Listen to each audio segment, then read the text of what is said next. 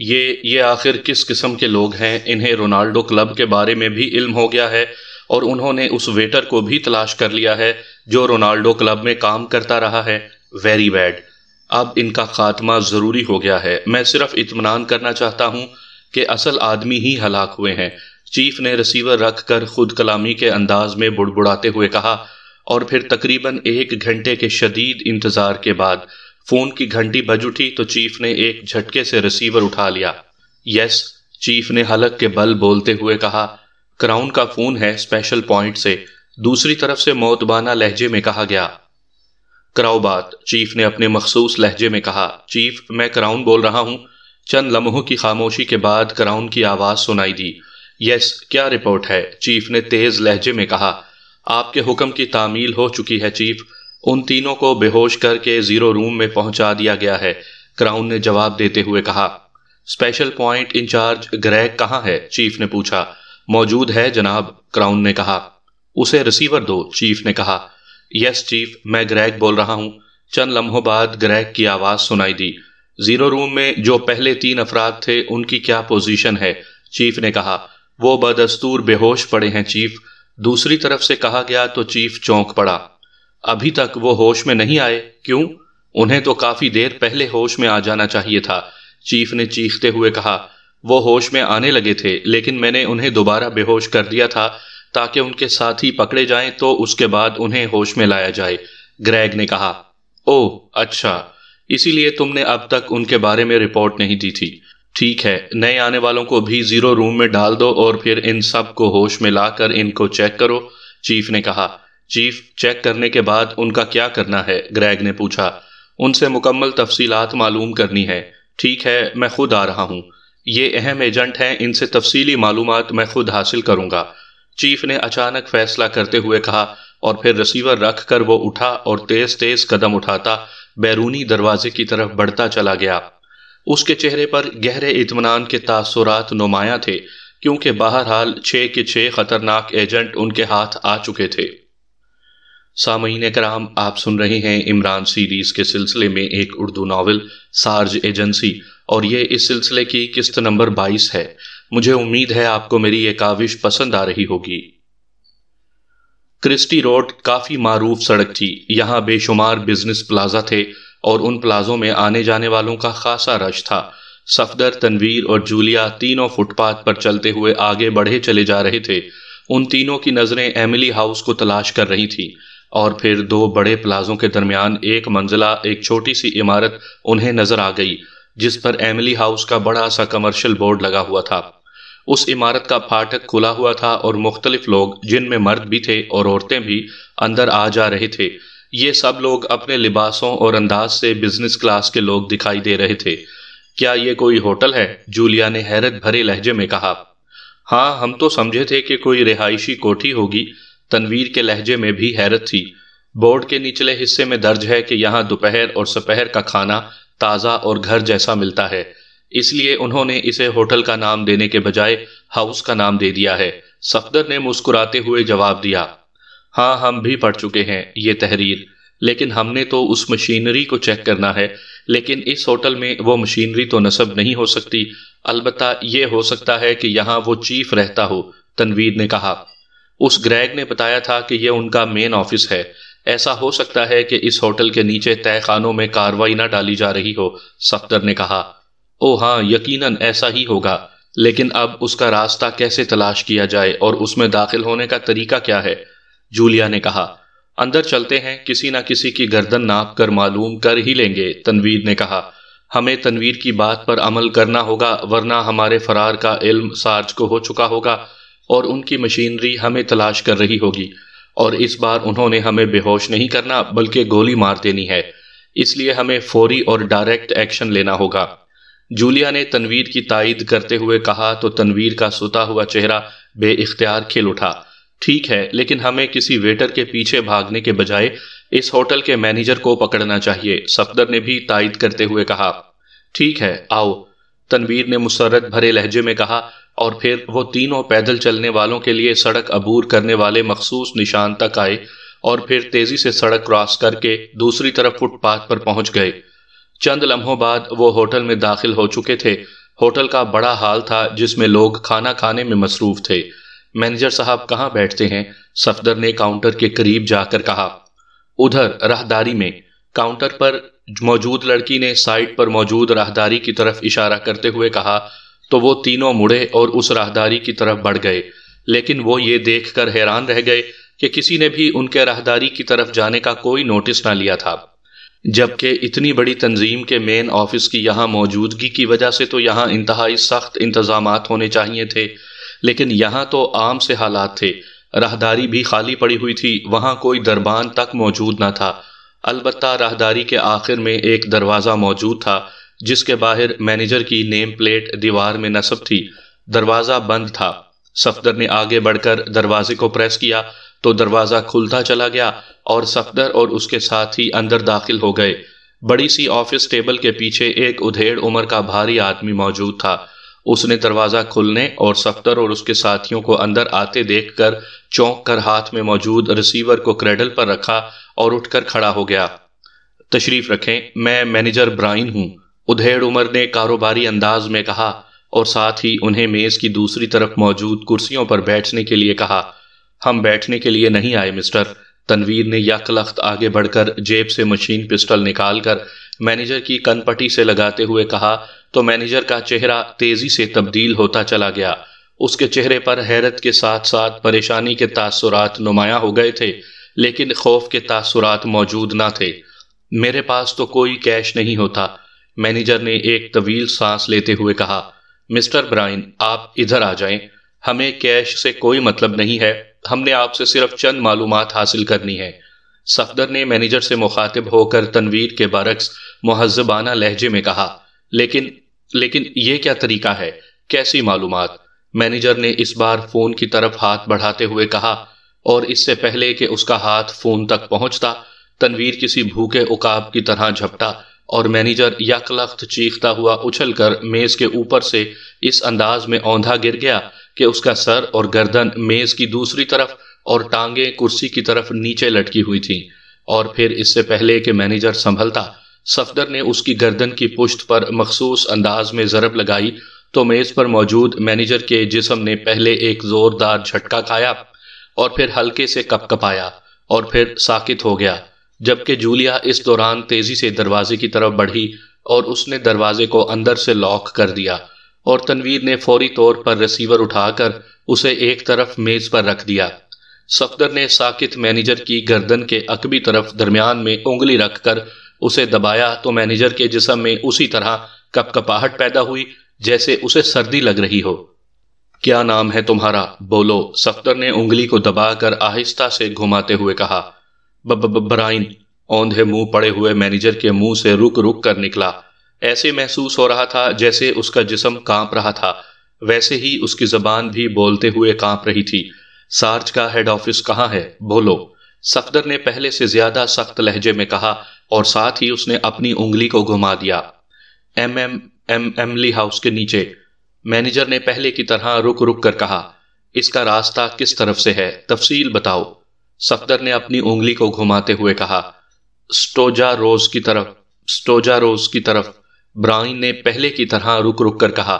سٹوجا روز کہاں ہے؟ بولو، صفدر نے انگلی کو مزید گھماتے ہوئے کہا۔ اس ایملی کے عقب میں، وہاں ایک کوٹھی نمبر 18 ہے، اس میں سے راستہ جاتا ہے، لیکن وہاں کوئی آدمی نہیں جا سکتا، وہاں سخت پہرا ہے، مینیجر برائن نے جواب دیا، اور صفدر نے انگلی ہٹا لی۔ آؤ نکل چلیں، ورنہ ابھی کوئی آ گیا تو مسئلہ بن جائے گا، صفدر نے پیچھے ہٹتے ہوئے کہا۔ لیکن اسی لمحے جس طرح یک لخت سپرنگ کھلتا ہے، اس طرح میز پر پڑے ہوئے مینیجر کا جسم یک لخت اچھلا اور اس کی مڑی ہوئی ٹانگیں دروازے کی طرف مڑتے ہوئے صفدر کے سر سے زور سے ٹکرائیں کہ صفدر جو مڑ رہا تھا اپنا توازن قائم نہ رکھ سکا اور وہ اچھل کر عقبی دیوار سے جا ٹکرایا۔ مینیجر برائن نیچے گر کر ایک بار پھر تیزی سے اٹھنے ہی لگا تھا کہ تنویر کے ہاتھ میں موجود مشین پسٹل سے ریٹ ریٹ کی آوازوں کے ساتھ ہی اٹھتا ہوا مینیجر برائن ایک بار پھر نیچے گرا اور چند لمحے تڑپنے کے بعد ساکت ہو گیا، جبکہ صفدر اس دوران اٹھ کھڑا ہوا تھا۔ یہ اتنی جلدی کیسے حرکت میں آ گیا؟ اس کے اعصاب تو کم از کم 2 گھنٹوں تک منجمد رہنے تھے، صفدر نے حیرت بھری نظروں سے تنویر کی طرف دیکھتے ہوئے کہا۔ تم نے انگلی اٹھاتے ہوئے اسے دائیں طرف نہیں گھمایا، اس لیے انگلی اٹھتے ہی اس کے اعصاب انتہائی تیز رفتاری سے حرکت میں آ گئے۔ تنویر نے مسکراتے ہوئے کہا، یہ کیا تم دونوں اس طرح کی مشقیں کرتے رہتے ہو؟ صفدر کے قریب کھڑی جولیا نے حیرت بھرے لہجے میں کہا۔ ہاں تنویر، کیپٹن شکیل اور میں نے ایک کلب بنایا ہوا ہے، سپر یوگا کلب، صفدر نے کہا، اور اس کے ساتھ ہی جولیا نے اسبات میں سر ہلاتے ہوئے دروازہ کھول دیا، اور ان تینوں کے باہر آتے ہی صفدر نے نہ صرف دروازہ بند کیا بلکہ اندر دروازے کے ہک سے لٹکا ہوا ایک کارڈ اتار کر اس نے اسے باہر ہینڈل سے لٹکا دیا جس پر ڈو ناٹ ڈسٹرب می کی تحریر تھی، اور پھر وہ تینوں اطمینان سے چلتے ہوئے ہال میں پہنچے اور تھوڑی دیر بعد وہ باہر سڑک پر پہنچ گئے۔ آگے بڑھنے کے بعد وہ کافی آگے جا کر سائیڈ روڈ پر مڑ گئے، اور پھر جب وہ عقبی سڑک پر پہنچے تو ایک جگہ موجود بورڈ پڑھ کر ان کے چہروں پر قدرے اطمینان کے تاثرات ابھر آئے۔ بورڈ پر اسٹوجا روز کے الفاظ درج تھے، اور تھوڑی دیر بعد وہ کوٹھی نمبر 18 کو بھی چیک کر چکے تھے۔ یہ ایک قدیم طرز کی بنی ہوئی کوٹھی تھی۔ اس مینیجر نے اس حالت میں بھی سچ بات کی ہے، جولیا نے قدرے حیرت بھرے لہجے میں کہا۔ اس کا شعور اعصابی طور پر میں نے منجمد کر دیا تھا اور لاشعور پر دباؤ تھا، اس لیے وہ سچ ہی بول سکتا تھا، صفدر نے مسکراتے ہوئے کہا۔ یہ تم نے بالکل نئی تکنیک استعمال کی ہے، اور وہ بھی پہلی بار، جولیا نے کہا۔ بس وہ تنویر کے کھینچنے سے اچانک اس انداز میں آ گرا تو میں نے موقع سے فائدہ اٹھا لیا، ورنہ پھر عمران صاحب والی شہ رگ پر دباؤ والی ترکیب استعمال کی جاتی، صفدر نے کہا تو جولیا نے اسبات میں سر ہلا دیا۔ وہ اب 18 نمبر کی کوٹھی سے آگے نکل آئے تھے۔ اس کوٹھی کا پھاٹک بند تھا، ہمیں پھاٹک پر چڑھ کر اندر جانا ہوگا اور کوئی طریقہ نہیں ہے، صفدر نے کہا۔ نہیں، پھاٹک پر سینسرز لگے ہوئے ہیں، میں نے چیک کیا ہے، جولیا نے کہا۔ او ویری بیڈ، پھر اندر کیسے جائیں؟ صفدر نے کہا۔ ہم کال بیل دیں گے اور پھاٹک کھلتے ہی اندر گھس جائیں گے، پھر جو ہوگا دیکھا جائے گا، اس کے علاوہ اور کوئی چارہ نہیں ہے۔ یہ بھی بتا دوں کہ جو کچھ کرنا ہے فوری کرنا ہے، تنویر نے کہا۔ ہاں لگتا ایسے ہی ہے، لیکن ایک بات کا خیال رکھنا کہ اندھا دھند قتل و غارت کی بجائے اگر ہم کسی کو پکڑ کر اس سے مشینری کے بارے میں معلومات حاصل کر لیں تو زیادہ بہتر ہوگا، جولیا نے کہا۔ تم آؤ تو صحیح، سب کچھ خود بخود معلوم ہو جائے گا، تنویر نے کہا، اور پھر اس سے پہلے کہ مزید کوئی بات ہوتی، تنویر نے از خود آگے بڑھ کر کال بیل کا بٹن پریس کر دیا۔ کون ہے؟ گیٹ پر موجود فون سے ایک بھاری اور سخت مردانہ آواز سنائی دی۔ پولیس، تنویر نے بھی انتہائی کرخت لہجے میں کہا۔ پولیس؟ مگر کیوں؟ کیا ہوا ہے؟ اس بار دوسری طرف سے بات کرنے والے کے لہجے میں حیرت تھی۔ پھاٹک کھولو، باتیں مت کرو، تنویر نے پہلے سے زیادہ کرخت لہجے میں کہا۔ سوری، پھاٹک نہیں کھل سکتا، جاؤ دفع ہو جاؤ، دوسری طرف سے کہا گیا، اور اس کے ساتھ ہی کٹک کی آواز کے ساتھ ہی رابطہ ختم ہو گیا تو تنویر کا چہرہ غصے سے یک لخت دہکتے ہوئے تندور کی طرح سرخ ہو گیا۔ وہ بجلی کی سی تیزی سے پیچھے ہٹا، اور دوسرے ہی لمحے اس کی جیب میں موجود ہاتھ بجلی کی سی تیزی سے باہر آیا، اور اس کے ساتھ ہی ایک خوفناک دھماکہ ہوا اور فولادی پھاٹک کا ایک حصہ ٹوٹ کر اندر جا گرا۔ تنویر نے پلک جھپکنے میں پھاٹک پر ہینڈ گرنیڈ مار دیا تھا۔ پھاٹک ٹوٹتے ہی تنویر دوڑتا ہوا اندر داخل ہوا۔ اس کے دوسرے ہاتھ میں موجود مشین پسٹل اب پہلے ہاتھ میں آ گیا تھا، اور پھر اندر فائرنگ کی تیز آوازیں اور انسانی چیخیں سنائی دینے لگیں، اور یہ سب کچھ اس قدر تیزی سے ہوا کہ جولیا اور صفدر صرف پلکیں جھپکاتے ہی رہ گئے، لیکن فائرنگ شروع ہوتے ہی وہ دونوں بھی بے اختیار دوڑتے ہوئے اندر داخل ہو گئے۔ اب پولیس آ جائے گی، صفدر نے بڑبڑاتے ہوئے کہا، اور جولیا نے ہونٹ بھینچ کر صرف اسبات میں سر ہلا دیا۔ اندر 4 مسلح افراد پڑے تڑپ رہے تھے، جبکہ ان کی مشین گنیں ایک طرف پڑی تھیں، لیکن ان میں سے ایک مشین گن غائب تھی اور تنویر بھی نظر نہ آ رہا تھا۔ صفدر اور جولیا نے بھی جھک کر ایک ایک مشین گن جھپٹی، اور پھر وہ اندر جانے والی راہداری میں دوڑتے ہوئے آگے بڑھتے چلے گئے۔ اسی لمحے انہیں فائرنگ اور انسانی چیخوں کی آوازیں نیچے سے سنائی دینے لگیں۔ یوں لگ رہا تھا جیسے نیچے تہہ خانوں میں خوفناک جنگ ہو رہی ہو۔ ان دونوں نے اپنی رفتار بڑھا دی، اور پھر وہ ایک موڑ مڑتے ہی نیچے جاتی ہوئی سیڑھیوں کے کنارے پہنچ گئے۔ اسی لمحے نیچے سے ایک انتہائی خوفناک دھماکے کی آواز سنائی دی، اور پھر ایک انسانی چیخ بھی ساتھ ہی سنائی دینے لگی۔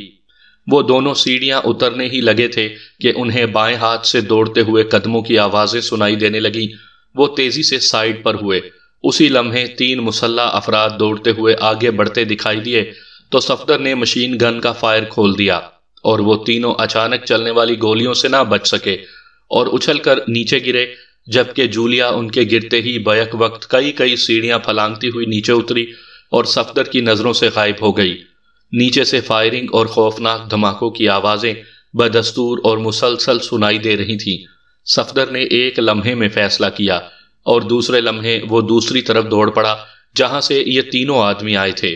چند لمحوں بعد وہ ایک مختلف سے ایریا میں پہنچ گیا اور اسی لمحے اسے محسوس ہوا کہ سامنے موجود الماری کے پیچھے کوئی موجود ہے تو اس کا جسم پارے کی طرح تڑپا اور دوسرے لمحے وہ سائیڈ پر ہو گیا۔ باہر آ جاؤ ورنہ بم مار دوں گا، صفدر نے چیختے ہوئے کہا تو دوسرے لمحے ایک کانپتی ہوئی لڑکی الماری کے پیچھے سے باہر آ گئی۔ اس کے چہرے پر بے پناہ خوف تھا، اس کا رنگ زرد ہو رہا تھا اور آنکھوں میں ایسی دہشت تھی جیسے کسی بھی لمحے اس کا دل دھڑکنے سے رک جائے گا۔ گھبراؤ نہیں، اگر تم تعاون کرو گی تو تمہیں زندہ رہنے دیا جائے گا، صفدر نے اس کی حالت دیکھتے ہوئے نرم لہجے میں کہا تو اس لڑکی کا تیزی سے زرد پڑتا ہوا چہرہ تبدیل ہونے لگ گیا۔ مجھے مت مارو، میں تعاون کروں گی، اس لڑکی نے انتہائی گھبرائے ہوئے لہجے میں کہا۔ کیا نام ہے تمہارا اور یہاں تمہاری کیا حیثیت ہے؟ جلدی بولو، صفدر نے تیز لہجے میں کہا۔ میرا نام لوٹیزا ہے اور میں چیف کی پرسنل سیکرٹری ہوں، لڑکی نے جواب دیا۔ کہاں ہے تمہارا چیف؟ کیا نام ہے اس کا؟ صفدر نے آنکھیں گھما کر سائیڈوں کا جائزہ لیتے ہوئے کہا۔ چیف اسپیشل پوائنٹ پر گیا ہے، وہاں پہلے 3 پاک ایشیائی ایجنٹ پکڑے گئے تھے اور انہیں وہاں رکھا گیا تھا، اب 3 اور پاک ایشیائی پکڑے گئے ہیں اور انہیں بھی وہیں رکھا گیا ہے۔ چیف خود ان سے پوچھ گچھ کرنے گیا ہے۔ تم کون ہو اور یہاں کیسے آ گئے ہو؟ لڑکی نے تفصیل بتاتے ہوئے کہا۔ نیچے تہہ خانوں میں کیا ہے؟ صفدر نے پوچھا۔ نیچے مشینری ہے، لڑکی نے جواب دیا۔ اسی لمحے صفدر کو اپنے عقب میں آہٹ محسوس ہوئی تو وہ بجلی کی سی تیزی سے اچھل کر ایک طرف ہٹا۔ اب اس کی نظریں بیک وقت اس لڑکی اور اپنے عقب میں تھی اور چند لمحوں بعد اس نے اطمینان بھرا سانس لیا کیونکہ آنے والے تنویر اور جولیا تھے۔ یہ لڑکی کون ہے؟ اسے ختم کرو اور جلدی یہاں سے نکلو، پولیس کی گاڑیاں پہنچ گئی ہیں، جولیا نے کہا۔ نہیں، یہ لڑکی ہماری ساتھی ہے، ہمیں خفیہ راستے سے باہر لے جائے گی، اسے زندہ رکھا جائے گا، یہ میرا فیصلہ ہے۔ چلو لوٹیزا، صفدر نے تیز لہجے میں کہا۔ خفیہ راستہ؟ مگر، لوٹیزا نے ہکلاتے ہوئے کہا۔ جلدی کرو، زندہ رہنا ہے تو خفیہ راستے سے ہمیں باہر لے چلو، جلدی کرو، صفدر نے تیز لہجے میں کہا۔ ہاں، ایک راستہ ہے جہاں سے چیف آتا جاتا ہے، آؤ میرے ساتھ، لوٹیزا نے یکلخت فیصلہ کن لہجے میں کہا اور تھوڑی دیر بعد وہ اس کوٹھی سے کافی فاصلے پر ایک چوڑی سی گلی میں موجود دروازے سے باہر آئے تو صفدر کا بازو گھوما اور لڑکی کن پٹی پر پڑنے والی ضرب سے چیختی ہوئی نیچے جا گری اور چند لمحوں تک پھڑکنے کے بعد ساکت ہو گئی تو صفدر نے اسے اٹھا کر ایک سائڈ پر رکھے ہوئے کوڑے کے ایک بڑے کنٹینر کے پیچھے ڈال دیا۔ آؤ جلدی، صفدر نے کہا اور پھر وہ تینوں ہی جب گلی سے سڑک پر پہنچے تو انہیں بائیں ہاتھ پر پولیس کاروں کا ایک ہجوم سا دکھائی دیا اور وہ دائیں طرف مڑ کر آگے بڑھ گئے۔ مشینری تو تباہ ہو گئی ہے، اب کیا کرنا ہے؟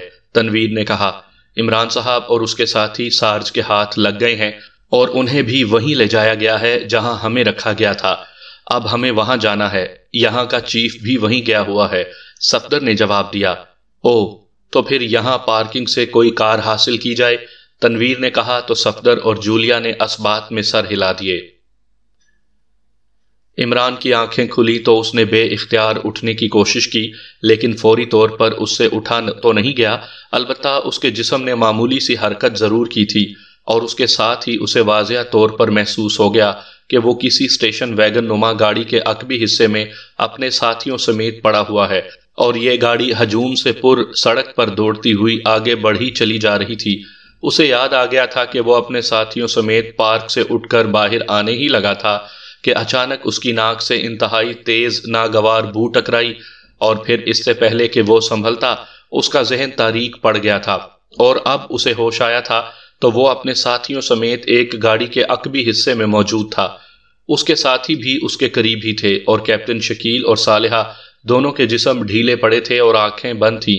عمران سمجھ گیا کہ اس کی ذہنی ورزشوں کے رد عمل کی وجہ سے اس کا ذہن وقت سے پہلے بیدار ہو گیا ہے، جبکہ اس گیز میں شامل بے حس کرنے والی خاصیت بھی موجود تھی۔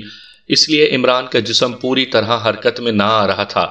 اس نے جسم کو مخصوص انداز میں حرکت دینا شروع کر دی اور پھر جیسے ہی گاڑی ایک کوٹھی کے گیٹ پر رکی، عمران کا جسم اس وقت تک کافی حد تک حرکت میں آ چکا تھا۔ ڈرائیور کی سائیڈ سے ایک آدمی نیچے اترا اور پھاٹک کی طرف بڑھ گیا۔ عمران خاموشی سے پڑا رہا کیونکہ ڈرائیور کے سامنے عقبی آئینہ موجود تھا اور عمران کے حرکت میں آتے ہی اسے یہ منظر نظر آ جاتا، لیکن دوسرے لمحے ڈرائیور بھی دروازہ کھول کر اتر گیا تو عمران بھی تیزی سے اٹھا اور عقبی دروازہ آہستہ سے کھول کر اس نے باہر چھلانگ لگا دی، اور پھر دروازہ بند کر کے وہ تیزی سے آگے بڑھنے ہی لگا تھا کہ اس نے بڑا پھاٹک کھلتے ہوئے دیکھا تو وہ تیزی سے اچھل کر پھاٹک کی سائیڈ میں ہو گیا۔ اسی لمحے ڈرائیور بجلی کی سی تیزی سے واپس آیا اور ڈرائیونگ سیٹ پر بیٹھ کر اس نے گاڑی کو ایک جھٹکے سے سٹارٹ کر کے اسے اندرونی طرف لے گیا۔ عمران نے اس ڈرائیور کے چہرے پر ابھرے ہوئے متوحش تاثرات دیکھ لیے تھے، اس لیے وہ سمجھ گیا تھا کہ کوٹھی کے اندر کا ماحول اس ڈرائیور کی توقع کے برعکس ہے۔ گاڑی کے اندر جاتے ہی بڑا پھاٹک بند ہونے لگا اور چند لمحوں میں بند ہو گیا، لیکن چھوٹا پھاٹک ابھی تک کھلا تھا۔ عمران تیزی سے اس چھوٹے پھاٹک کی طرف بڑھا اور پھر اس نے اس پھاٹک سے اندر جھانکا تو اس نے سامنے ہی گاڑی کھڑی دیکھی۔ گاڑی کے ساتھ ہی ڈرائیور کھڑا تھا اور اس کا رخ اندر کی طرف تھا، جبکہ دوسرا آدمی تیزی سے اندر عمارت کی طرف بڑھا چلا جا رہا تھا۔ میں بھی آ جاؤں باس؟ ڈرائیور نے اچانک کہا۔ نہیں، تم یہیں ٹھہرو، اندر موجود سکون اور کھلا ہوا پھاٹک بتا رہے ہیں کہ معاملات درست نہیں ہیں، تم یہاں کا خیال رکھو، اندر جانے والے نے جسے باس کہہ کر پکارا گیا تھا کہا، اور پھر وہ تیزی سے اندر عمارت میں غائب ہو گیا۔ عمران آہستہ سے اندر داخل ہوا اور پھر اس سے پہلے کہ ڈرائیور سنبھلتا، عمران نے اس پر چھلانگ لگا دی اور چند لمحوں کی جدوجہد کے بعد وہ اسے بے ہوش کرنے میں کامیاب ہو گیا۔ عمران نے اسے اٹھا کر گاڑی کی عقبی سائیڈ پر ڈال دیا تاکہ عمارت سے باہر آتے ہوئے باس کو وہ نظر نہ آ سکے۔ البتہ اس کے ہاتھ میں موجود مشین پسٹل اس نے سنبھال لیا تھا اور پھر وہ پنجوں کے بل دوڑتا ہوا برآمدے سے ہو کر اندر داخل ہوا۔ اسی لمحے اسے دور سے دوڑتے ہوئے قدموں کی آوازیں سنائی دینے لگیں۔ یہ ایک آدمی کے قدموں کی آوازیں تھیں۔ عمران تیزی سے سائیڈ میں ہوا اور پھر دیوار سے پشت لگا کر کھڑا ہو گیا۔ چند لمحوں بعد جیسے ہی وہ آدمی جو اندر گیا تھا اس کے قریب سے گزرا تو عمران یک لخت اس پر جھپٹ پڑا، اور پھر اس سے پہلے کہ وہ آدمی کوئی جدوجہد کرتا، عمران اس کو بے ہوش کرنے میں کامیاب ہو گیا۔ عمران نے اسے وہیں ڈالا اور پھر اس نے اس پوری کوٹھی کا چکر لگایا۔ کوٹھی میں جگہ جگہ لاشیں پڑی ہوئی تھیں اور زندہ آدمی کوئی نہ تھا۔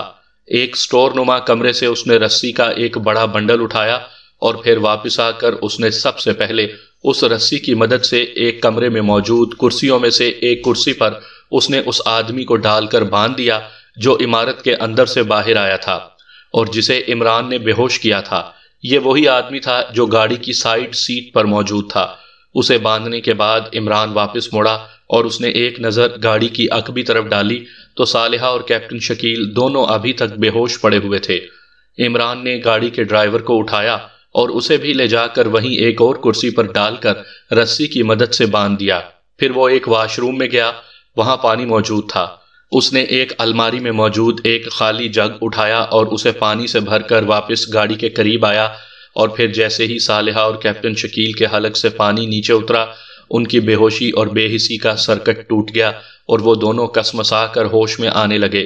عمران گاڑی سے نیچے اتر آیا اور اس نے پھاٹک کو اچھی طرح بند کر کے اسے لاک کر دیا۔ یہ کیا مطلب؟ چند لمحوں بعد گاڑی کے اندر سے صالحہ کی حیرت بھری آواز سنائی دی۔ وہ شاید ہوش میں آ گئی تھی۔ صالحہ، میں عمران ہوں، باہر آؤ، عمران نے کہا۔ او عمران صاحب، آپ، یہ سب کیا ہے؟ ہم کہاں ہیں؟ صالحہ نے باہر آ کر حیرت بھری نظروں سے ادھر ادھر دیکھتے ہوئے کہا۔ اسی لمحے گاڑی کے اندر کیپٹن شکیل کے کراہنے کی آواز بھی سنائی دی۔ تم بھی باہر آ جاؤ کیپٹن شکیل، بہت آرام کر لیا ہے تم نے، عمران نے مسکراتے ہوئے کہا تو کیپٹن شکیل بھی گاڑی سے نیچے اتر آیا۔ عمران نے انہیں مختصر طور پر اب تک ہونے والی ساری کارروائی بتا دی۔ لیکن یہ کون ہو سکتے ہیں اور ان کا ہمیں بے ہوش کر کے یہاں لے آنے کا کیا مقصد ہو سکتا ہے؟ صالحہ نے حیران ہو کر کہا۔ کیپٹن شکیل، تم یہیں رکو، صالحہ میرے ساتھ آئے گی۔ اب اس ڈرائیور اور اس کے ساتھی سے معلومات حاصل کرنا پڑیں گی، عمران نے کہا تو کیپٹن شکیل کے اسبات میں سر ہلانے پر وہ صالحہ سمیت عمارت کے اندرونی طرف بڑھ گیا۔ یہاں بلٹ پروف شیشے کا ایک کمرہ بھی ہے جس کا شیشہ اس انداز میں ٹوٹا ہوا ہے کہ مجھے لگتا ہے کہ جیسے اسے میں نے توڑا ہو۔ عمران نے ایک کمرے میں داخل ہوتے ہوئے کہا۔ اس کمرے میں ڈرائیور اور اس کا ساتھی رسیوں سے بندھے بے ہوشی کے عالم میں موجود تھے۔ آپ نے؟ لیکن آپ تو ہمارے ساتھ ہی یہاں آئے ہیں، صالحہ نے حیرت بھرے لہجے میں کہا۔ میرا مطلب تھا کہ یہ میرا مخصوص طریقہ ہے، اور یہ طریقہ ایک بار تنویر نے مجھ سے تفصیل سے پوچھا تھا، اس لیے ہو سکتا ہے کہ اس کمرے میں تنویر، صفدر اور جولیا کو رکھا گیا ہو اور تنویر نے مخصوص انداز میں شیشے کو توڑ دیا ہو اور پھر وہ نکل گئے ہوں۔ عمران نے آگے بڑھتے ہوئے کہا، اور پھر اس نے ڈرائیور کے ساتھی کا منہ اور ناک دونوں ہاتھوں سے بند کر دیے۔ چند لمحوں بعد جب اس آدمی کے جسم میں حرکت کے تاثرات نمودار ہونے شروع ہو گئے تو عمران نے ہاتھ ہٹا لیے۔ بیٹھ جاؤ صالحہ، عمران نے مڑ کر صالحہ سے کہا جو ابھی تک ہونٹ بھینچے خاموش کھڑی تھی۔ آپ ان سے پوچھ گچھ کریں، میں باہر تازہ ہوا میں ٹھہرتی ہوں، مجھے کچھ گھٹن سی محسوس ہو رہی ہے، صالحہ نے کہا، اور پھر عمران کے اسبات میں سر ہلانے پر وہ تیز تیز قدم اٹھاتی ہوئی کمرے سے باہر چلی گئی۔ یہ کیا مطلب؟ تم تو بے ہوش تھے، ڈرائیور کے ساتھی نے ہوش میں آتے ہی لاشعوری طور پر اٹھنے کی کوشش کرتے ہوئے رک رک کر کہا۔ تمہارا نام کیا ہے؟ عمران نے اس کے سوال کا جواب دینے کے بجائے الٹا سوال کر دیا۔ کراؤن، میرا نام کراؤن ہے۔ او، تم نے جیگر کو بھی بے ہوش کر کے باندھ رکھا ہے، کراؤن نے مسلسل بولتے ہوئے کہا۔ تم اس کوٹھی میں کیوں آئے تھے؟ یہاں تو شیشے کا بنا ہوا کمرہ ٹوٹا پڑا ہے اور ادھر ادھر لاشیں پڑی ہوئی ہیں، عمران نے بڑے سادہ سے لہجے میں بات کرتے ہوئے کہا۔ وہ تمہارے ساتھ ہی نکل گئے ہیں، میں سوچ بھی نہ سکتا تھا کہ زیرو روم کا شیشہ بھی توڑا جا سکتا ہے۔ یہ گریگ اور اس کے ساتھی سب بے حد بہادر اور تجربے کار تھے، نہ جانے تمہارے ساتھیوں کے ہاتھوں کیسے ہلاک ہو گئے، کراؤن نے کہا تو عمران بے اختیار مسکرا دیا۔ یہ تم کس کو ہمارے ساتھی ٹھہرا رہے ہو؟ ہم تینوں کے علاوہ تو ہمارا اور کوئی ساتھی نہیں ہے، عمران نے جواب دیتے ہوئے کہا۔